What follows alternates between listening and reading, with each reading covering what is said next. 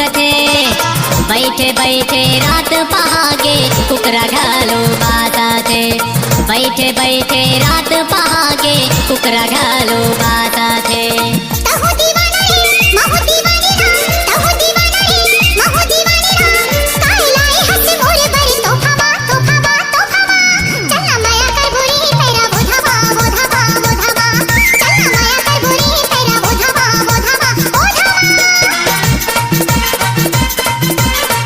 गाने को मिक्स करके डाला तो कमलेश मरावी का बाया हाथ का खेल है।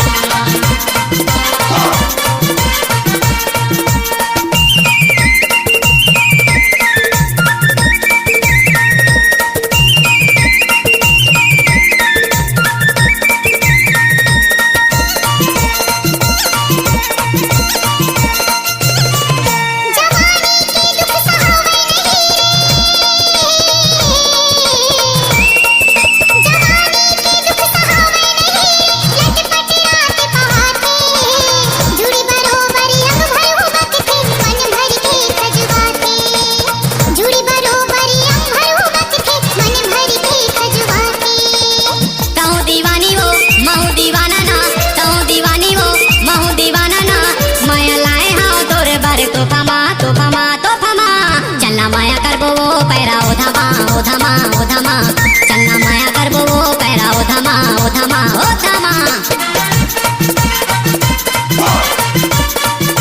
Mixer master DJ Kamlesh Maravi.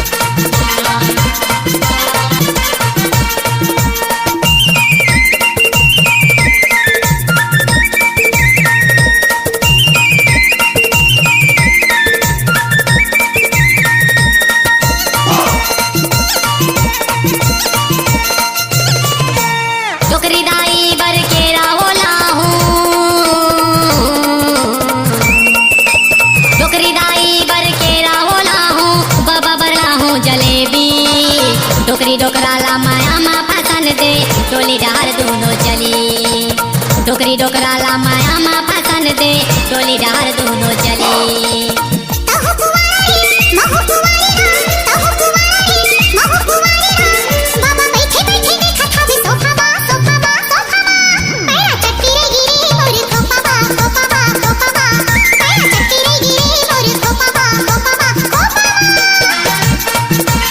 आपने तो नाम सुना ही होगा डीजे कमलेश मरावी का।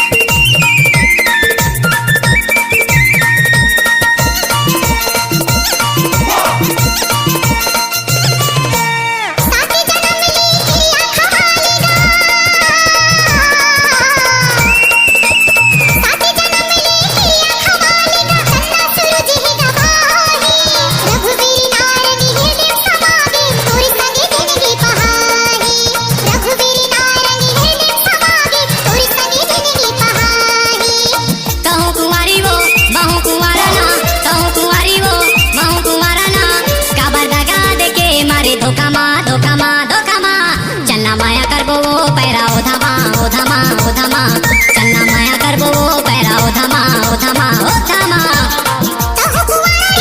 आज के गाने को सुन रहे हैं मिक्स किया है कमलेश मरावी ने।